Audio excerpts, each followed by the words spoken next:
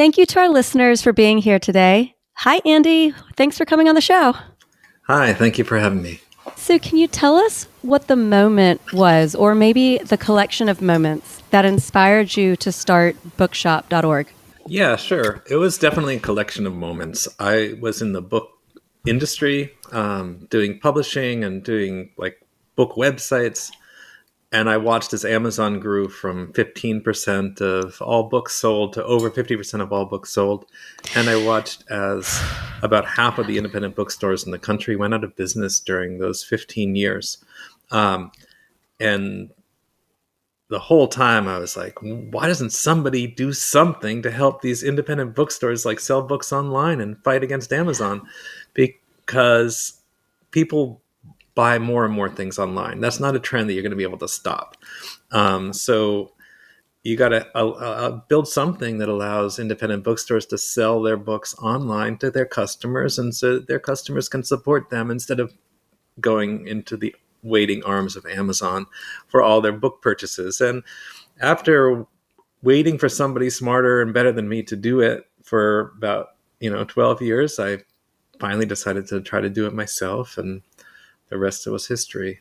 Once you decided that you were going to try to solve this problem, what were the first steps that you took to turn this idea into a reality?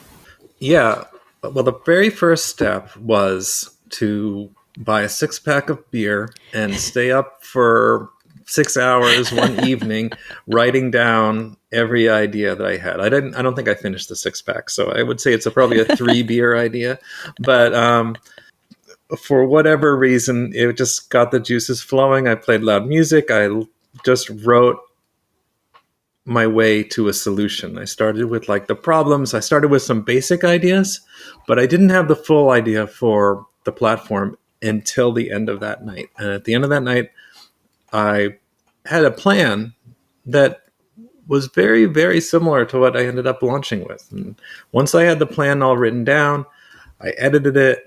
I passed it to a friend whose wife was a designer. They worked together on transforming it into a deck. And then I started the arduous and incredibly difficult and depressing phase of fundraising for it. Can you tell us a little bit about what that was like? Well, it was a tricky experience because I was trying to raise $1.2 million. And that sounds like a lot of money. But if you're saying, I want to compete with Amazon and I'm going to do it with $1.2 million, most investors don't think you have a chance because, as one investor said to me, competing with Amazon is not a business plan. Another investor said, American consumers only care about 2 things. They care about price and they care about speed. And unless you can beat Amazon on price and speed, you don't have a chance. And this guy was actually representing a whole group of investors, and they all dropped out after they heard him say that. Not only was I trying to compete with Amazon, but I was also doing it with the kind of everyone take all model where like the profits are shared around with all the different stakeholders. So I wasn't offering an opportunity to like, oh, you're going to get 100 times return because we are going to dominate the book market and we are going to win. It was more like, we're going to save independent bookstores and we're going to give away most of our profits to them. And rather investors aren't like, sign me up, take my money. That sounds great. But so it was tons of rejection, but I did manage to cobble together a group of about 7 or 8 investors who loved local bookstores, who thought that this was worth a try. And it took me about 1.5 years. And there were definitely times where it felt like very lonely and like I should just give up. Because at that point, it was just me and my deck going to meeting after meeting after meeting. But it finally worked out. And I raised about $775,000, which wasn't quite 1.2 million. But at that point, I felt like, well, this is just barely enough that I think I can build it for this amount. And so we did. And once you got that funding, how did you get to work? Yeah, well, I found some freelance engineers, a dev shop called Happy Fun Corp, who employed some friends of mine. who were willing to build it for me, and I felt like I had the right sensibility, and came up with a plan to use an open source platform to build it. And I hired my first employee, this guy, David Rose, who was very well connected among New York City publishers and also had like a great sales mind. And so I had a partner in crime, which is really important. It's really important for morale and to kind of keep going every day. You've just got someone to talk to and somebody that's in it with you. It's easier. So the process then became like, on one hand, building the platform, making sure it works, building it as fast as we can. And on the other hand, building support for the idea in the publishing industry and with booksellers, because I had to like get the trade organization for booksellers to embrace the idea and support it, because we didn't want to go into the world of bookstores and say, hey, we want to help you, and have them all be like, well, who are you and how can we trust you? So we had to build trust, and that took a long time too. And what did you find were the most effective strategies in building that trust?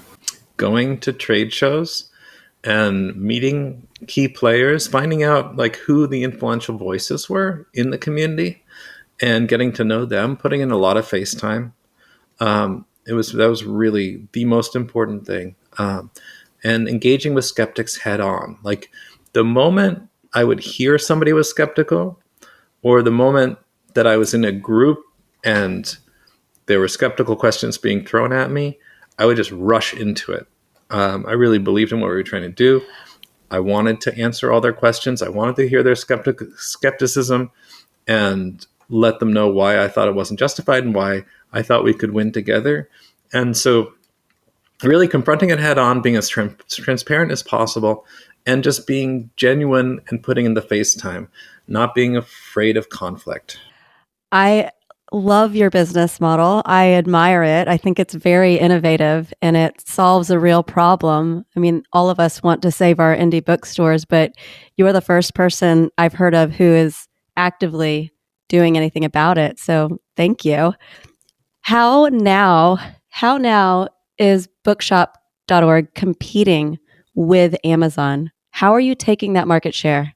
Yeah, well, it's a number of things, but I think the most important one is through the power of small communities. So a story that I sometimes tell is about 6 weeks before we launched, I woke up at 3 a.m. with the burning urge to figure out how many customers I needed in order to break even. And so I started doing the mental math, and I realized I needed 375,000 customers to break even.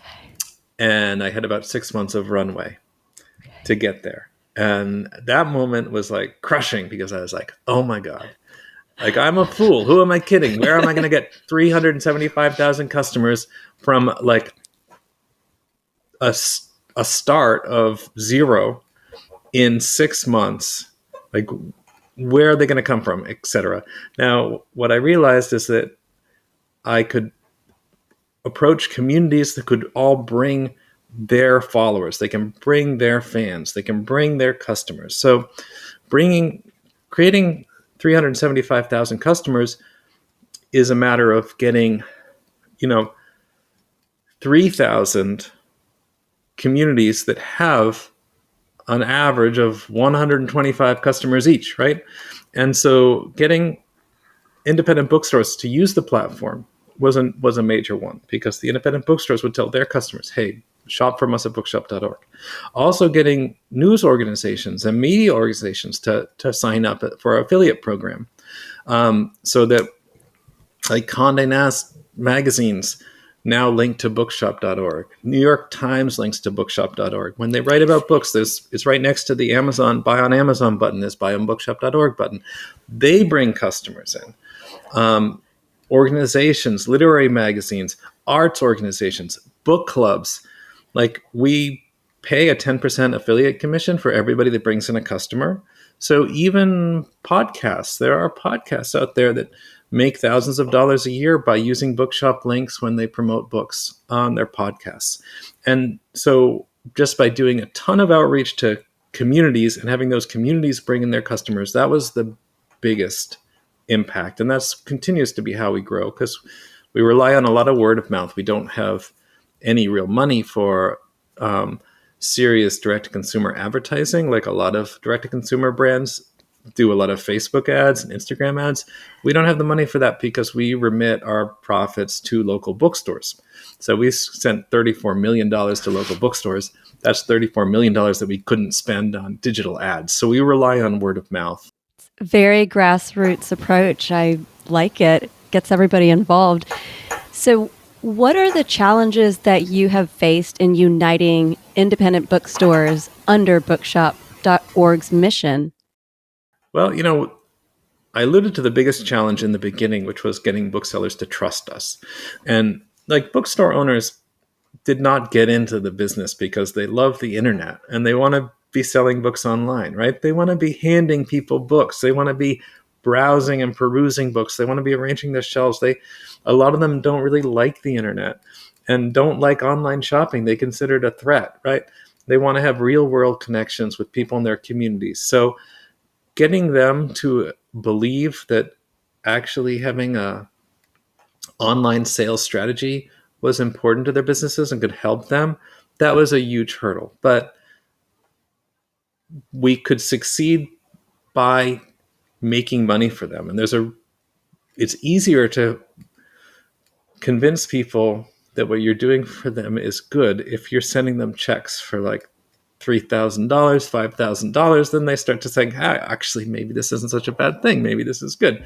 And we launched during the pandemic, or we launched 6 weeks before the pandemic. So when the pandemic happened, a lot of the stores needed to sell books online. So they really jumped on board. On the customer side of it, we have to tell customers that there's something more important than like paying 50 cents less or getting a book same day delivery and waiting 2 days. Like we deliver books really fast. Most of our books get to customers within 3 to 4 days, but Amazon is faster.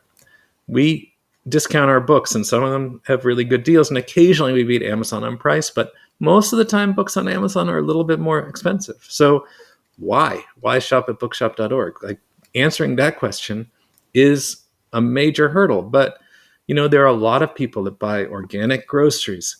They buy from local farms. They buy power for their homes that is generated from renewable resources. There are a lot of people who are socially conscious that understand that the money that they put out in the world, how they purchase, how they consume, is actually setting the stage for the world that they're going to live in the future, that the children are going to live in. And so if they make socially conscious choices, then they're helping pave the way for a better future. And for me, that's a future where you can go downtown and go to your local bookstore. So that getting consumers on board and getting them to be willing to make some sacrifices and getting the bookstores on board, making them embrace e-commerce, those were the two biggest hurdles. And I think that you're right, though, that there's a large enough percentage of the population that cares about keeping communities small and local and keeping our bookstores open as well. Can you share, excuse me, can you share some insights into the back end of what it's like to operate bookshop.org's business structure? Yeah, well, we try to be really lean because the more bloat we have, the less money we can actually send to the bookstores. So we have only 40 employees. We earn more than $1 million in revenue per employee, which is very rare for Wow. companies to have that kind of ratio. We're fully remote. We started right before the pandemic, so we're subletting some office space. We let that sublet go. We started hiring people from all over the country. And by the time people started going back to the office, we had a team that was spread out everywhere. We even have an employee in Barcelona. So we're never going back to an office. So we do a lot of work on Slack, and we are scrappy, which means that like people don't have very well-defined roles. They help out where they can. We have like a lot of work to do at all times. unfortunately, it's not like an easy job. Nobody's coasting, but it's also very rewarding because we're constantly hearing from stores that are very grateful for our existence. And so many stores, like every week, some store will say, like, thank you so much. Like, we wouldn't have made it through the season if it hadn't been for you. That kind of thing really motivates us and energizes us. Um, so we're all just kind of working asynchronously and trying to come up with clever strategies that we can grow and grow organically. What was it like for you finding a distributor to partner with? Well, that was easy actually, because for better or for worse, in the US, there is really one big direct to consumer book distributor, which is Ingram. Now, Amazon, of course, has their own warehouses and they're shipping books to customers all the time. But Ingram is by far the largest book distributor in the US that isn't Amazon. And they supply to independent bookstores, they supply to libraries, they supply to Barnes and Noble. So I already knew about them because I was in book publishing. And so I was able to go there, make a presentation. Fortunately, they were really receptive to the presentation and got on board right away. It was easier to get Ingram on board than it was to get my investors on board, for example. But they were very supportive, and they've been a great partner since. And they have warehouses all over the country. That's one of the things that allows us to be competitive with Amazon is like a small bookstore might only have 1,500 books in stock. So we can't rely on the inventories of small bookstores to satisfy the whole country. And right now, I talked about 375,000 customers before. Now we have 3 million customers, and they all want different kinds of books, right? So we have 6 warehouses through Ingram. And now we have other wholesalers too. So it's not just Ingram now. And we're shipping books to people every single day. We're shipping tens of thousands of books every single day from all these wholesale partners. What an incredible journey this has been for you. So, for consumers who might not know, and a lot of listeners might not know, and I love to just have transparency that is helpful for learning. Can you break down the typical profit margins for a book and explain how the sales price is distributed among the author, the publisher, the distributor, and then the platform? Yes. So there's 3 different ways that you can sell a book on Bookshop, and they each have different splits. So number 1 is if a bookstore sells a book. So let's say you're on your bookstore's mailing list, or you follow them on Instagram and they're like, buy this book, and they put a link out there. In that case, we don't take any money at all. So the entire profit margin goes to the bookstore. Now, because that's our mission, and we're a mission-based business, so we're not in it to, make a big profit for ourselves. We try to keep the bookstores in business. Now, the second way that you can buy a book is if you buy it through an affiliate link, and that could be if you go to the New York Times or the Atlantic magazine, or your local book club, or if an author has a Bookshop affiliate page, etc. In that case, we will give the affiliate 10%. We will give 10% to the bookstore, and we will keep 10% for ourselves. And 70%, and then we have a 7 or 10% discount, and then the remaining 60% goes to cost. It pays the publisher, pays for the shipping, pays for Ingram, etc. So the profit margin is basically divided evenly 3 ways. Because we were rewarding everybody in the process. If a book club is like, we want to support local bookstores, we're going to use Bookshop links instead of having our members go to Amazon, we want to help them out. So if they become affiliates, even if it's just to pay for their pizza, when they have their meetings, like, we'll kick them back something. We're kind of spreading the wealth around all the different players. If New York Times or the Atlantic magazine is cool enough to want to use bookshop.org links on their pages, we want to help support their books journalism. So we'll give them a 10% kickback. And Amazon has an affiliate program for books, but it's only 4.5%. So it's better for them. Now, there is a third way you can buy a book, which is if you just go straight to bookshop.org, don't choose a bookstore, and buy a book and then leave. In that case, a third of the profit goes to the independent bookstores through a profit sharing pool, and 2/3 of the profit goes to support bookshop.org. And that's kind of how we pay our bills, is those direct sales. So it's really three different ways. If you buy from a bookstore, they get all the money. If you buy from an affiliate, we split it three ways. If you buy directly from Bookshop, we give a third to the bookstores and 2/3 go to keeping Bookshop going. It sounds like a very comprehensive plan that you've put together with this. In the 5 years or so that you've been running this, what are some of the mistakes that you've made along the way? Yeah, that's a really good question. I mean, I think in the beginning, we weren't ready for our growth. We had 4 people on staff, and me, and I had a full-time job at the time, and we grew very, very fast. So in the beginning, it was, it's a nice problem to have, but we were really understaffed. We basically never slept and had to work out all of our customer service issues and kind of how they say, build the plane while it was in flight. And that was really tough. Not investing in things like setting up sales tax in 50 states, because I was like, it's going to be years before we have to do sales tax in all 50 states. But it turned out to be 6 weeks before we had to do sales tax in all 50 states. Investing in a professional customer service platform so that our customer service was well organized and we could onboard new customer service reps, et cetera. Like all the infrastructure stuff that I thought wasn't important enough to do right in the beginning ended up being very important to do.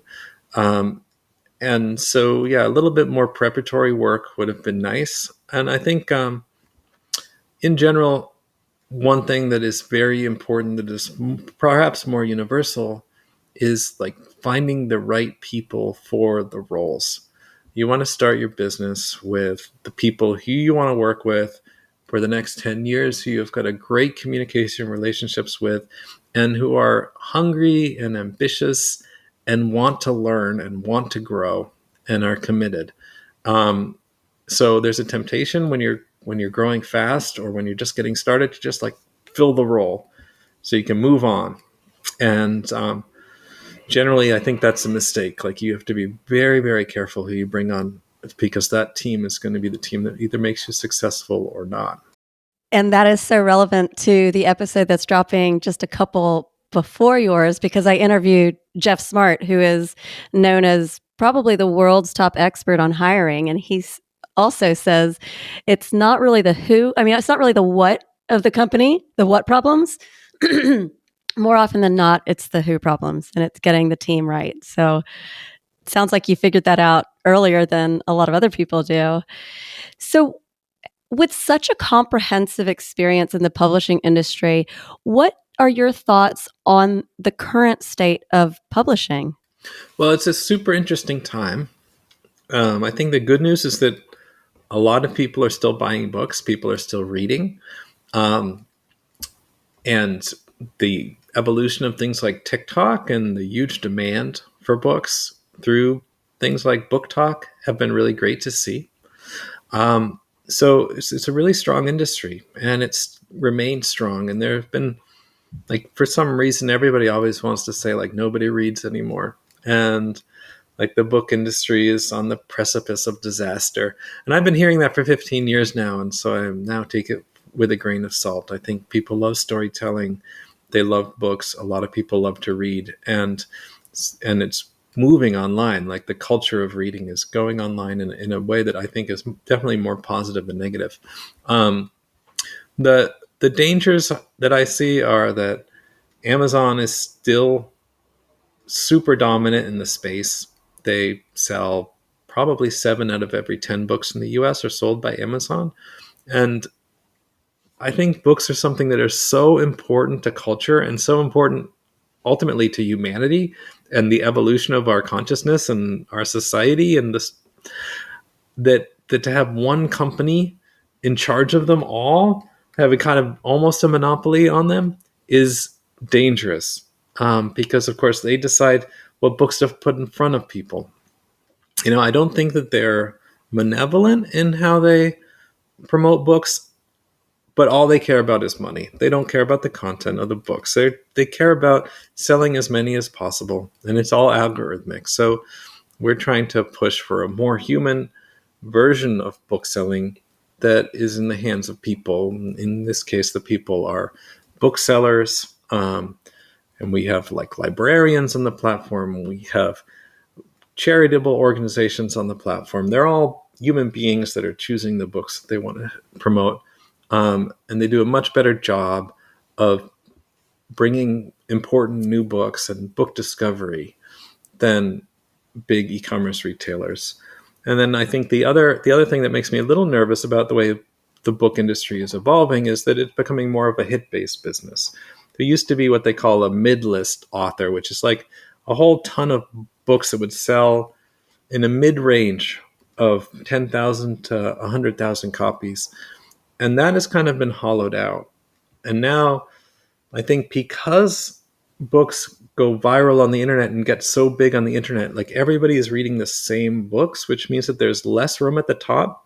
The books that are doing really well have a ton of readers, and you have like some authors like Colleen Hoover that dominate 7 out of 10 bestseller slots when they're popular. So that the problem with that is that it crowds out a lot of worthwhile books that also deserve to be read. So I think that that's a problem that we still have to solve, is like how to help with book discovery, how to help books that are really worth reading surface to the top and create a more diverse discussion around books rather than like TikTok driving like another mega book that sells 1 million copies every month. Like I would much rather have a healthy environment where there were 100 books each selling 10,000 copies in a month that were filled with diverse voices and really interesting ideas and that kind of thing.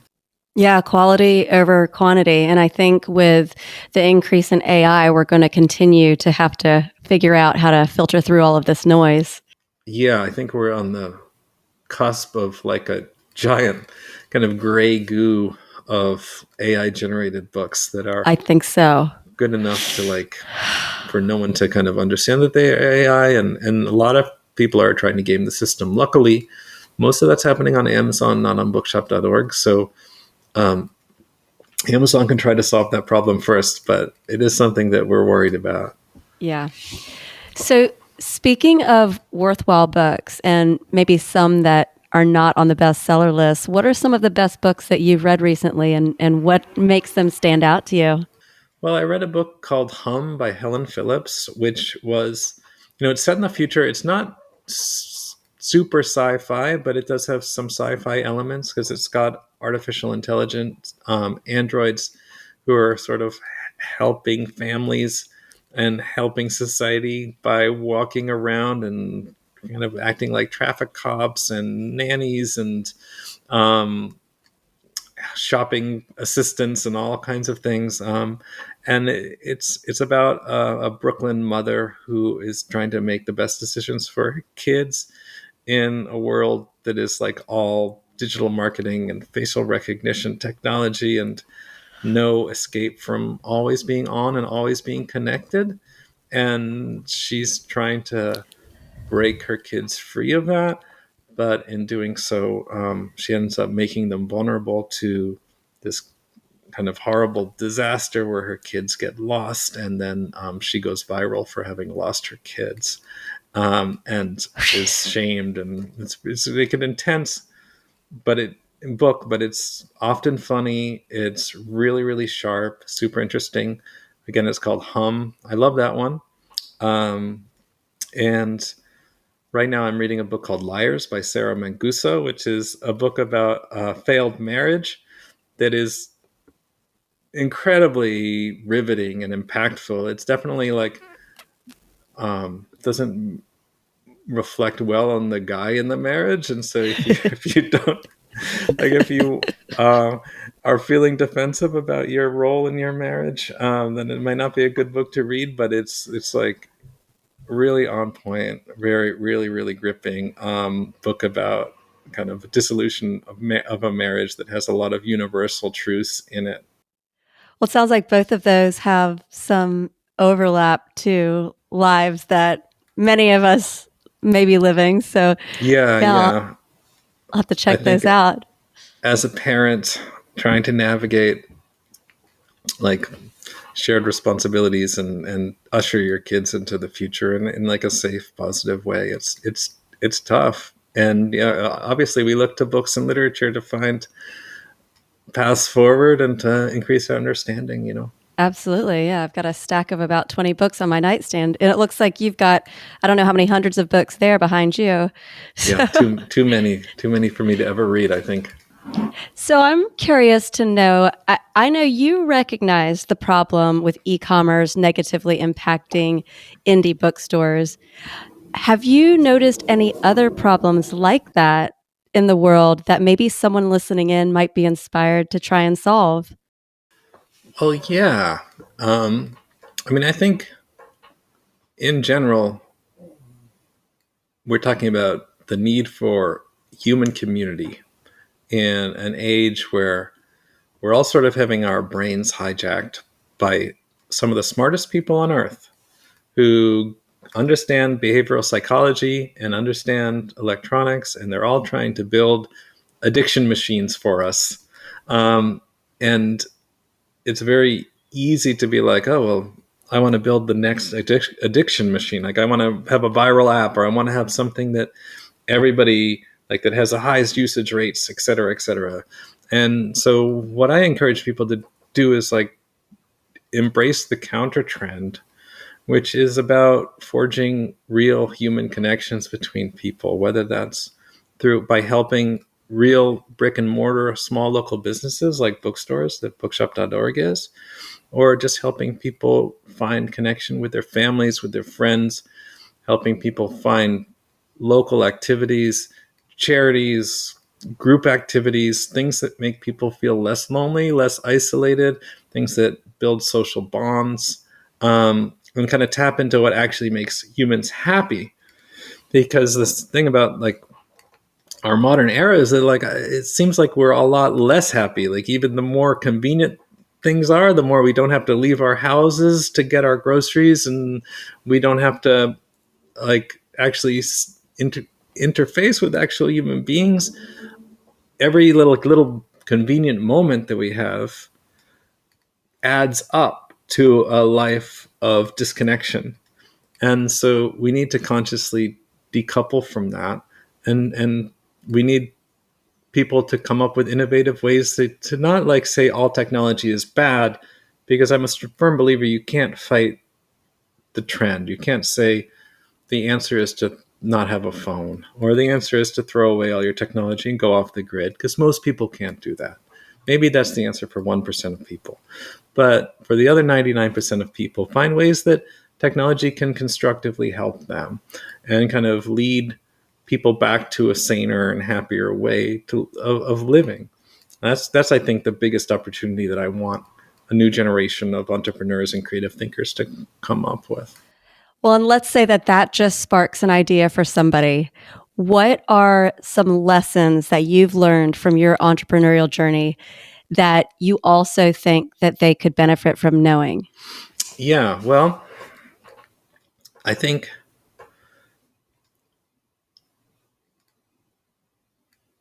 uh, some of the things that we've talked about already, like finding people to do it with who have shared values, it makes it a little easier.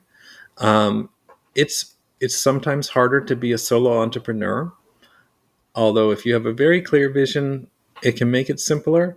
But there's always hard times in being an entrepreneur, and it's easier to get through hard times if you have someone that you're working with or if you have a team. Um, one thing is like start. Like, don't wait for all the stars to align. I tried to raise $1.2 million. I couldn't raise it. If I had decided that I wasn't going to start until I raised the amount of money I thought I needed, I never would have started. I just started with what I had. And that means like tomorrow, start working. If you have an hour, you can start working, whether it's on a prototype or an idea or a pitch, whatever, or your new website. Just start. Just start working. It all gets so much easier once you start, and the conditions are never perfect. So you kind of make your own conditions by just getting started. I love that. And that sometimes people, they get nervous or fearful that it feels so big to go from not having a business to now launching bookshop.org. I mean, that seems like a giant step, but it's like what you're saying, just if you have an hour, move a little bit towards the direction of where you're going and not to stress so much about the big leap you're trying to make. Yes, and part of that is about embracing the possibility of failure. Like, you have to be ready to fail. When I first started it, I was like, well, this is like taking a shot at the Death Star. Like, of course, you probably get blown up, but you have to try to take a shot at the Death Star. If nobody does, then the Death Star is going to win. And so, like, we're going to take our shot and see what happens. Um, Failing is really an iterative process, right? You want to fail over and over again, because every time that you fail, you learn a little bit more and you get a little better. So you want to give yourself the room to fail. If you're so afraid of failure that you can't get started, or you can't ever like go public with whatever your idea is, then it's really going to hinder you. It's going to keep you from ever making your dreams real. So you have to understand that, yeah, you're going to fail and you're going to move on and you're going to overcome your failures. And every successful person you see out there, every person who has like done all the things that you want to be able to do, I guarantee you they went through failure after failure. They were embarrassed at certain points, they were humiliated at certain points, but they kept going and they got better. And so, like, understanding that that's part of the process and embracing it, that's another big lesson. It's so important to normalize failure. It's really, it's not even failure. It's like a mistake. It's a stepping stone. Yeah. I like one thing when Bookshop launched, I decided to put the amount of money we raised for bookstores at the top of every page on the site. I was inspired by sites like GoFundMe, where you can see, oh, they've raised $25,000, and if I add $100, and I can see the amount go up. So I wanted that on Bookshop, but I understood that that meant that if we did poorly, everybody would know. If we weren't selling any books and that number was like we raised $150 for bookstores, it would be embarrassing. But we did it anyway, and in the first month, it was kind of an embarrassing figure. It was $50,000 at the end of the first month, and there was a podcast about the book industry where they went on and they were like, yeah, bookshop.org, it seemed like a great idea, but it doesn't seem like they're doing that much because they only have raised $50,000. I was like, oh my God, it's been 1 month, but this is exactly the nightmare that I thought would happen, where people think we're a failure. They haven't given us a chance yet. When we started really taking off, we had people sharing on Twitter and social media all the time, like, oh my God, Bookshop has raised $500,000. Oh my God, Bookshop has already raised $1,000,000. Like, and people got really excited about that number keep going up and going up. When we hit 10 million, when we hit 25 million, there were so many people celebrating us hitting those milestones. So ending up putting that on there did expose us to like lots of embarrassment and made any failure that we had very public, but it also gave the public a chance to rally around us. And when we started doing well, it was a huge motivator for people. So putting it out there and exposing ourselves to potential embarrassment was like a really key part of something that ended up being a big success driver for us. Yeah, people love transparency. Yeah. It's like a point of real connection. So, just for a closing question here, I've got so many more questions that I'd like to ask, but I also know that listeners, they really only have a certain amount of time before they have to move on to the rest of their lives. So, as a closing question here, if you could go back and talk with yourself when you were in your early 20s, what life wisdom would you give yourself unrelated to business? The most important thing I would say is like stop being intimidated by people, um, and go and do what you think you're capable of or what you want to be capable of. Make it happen. I think I wasted a certain amount of time because I went to state schools. Like, I didn't come from any money, and I didn't have a great education, and I wanted to go into media, but I would never have like applied for those jobs or gone for it because I felt like, oh, those, that's people who have gone to Harvard would get that job at Condé Nast or whatever my dream would be. Um, and it took me a long time to get that kind of confidence to start. Like, I created my own magazine. I was, I guess, 25 when I did that. And I started building up confidence by watching it succeed. But it was still about 10 years before I realized, oh, like, there aren't a whole ton of people who are much better at this than I am. Like, everybody is just struggling along with some successes. They all have to learn. They all like are going through the similar um, challenges as you are, and so to kind of just give yourself permission to be ambitious and not undercut yourself, um, and understand that you're capable of doing whatever you want to do, no matter where you came from or what you've done up to that point. I think that would be the most important thing. It would probably save me like a decade of um, noodling around. Yeah, I think that's incredible advice. I think a lot of people, especially now, the younger generation, as they enter the workforce, they're feeling a bit lost, and the opportunities that they thought would be there for them are not necessarily. So, Yeah. yeah. Well, Andy, thank you so much for sharing your story with us. It is a real inspiration, and your solution is so innovative. Love the business model, and I'm very grateful for your time. So, thank you for coming on. Yeah. Thank you so much for having me.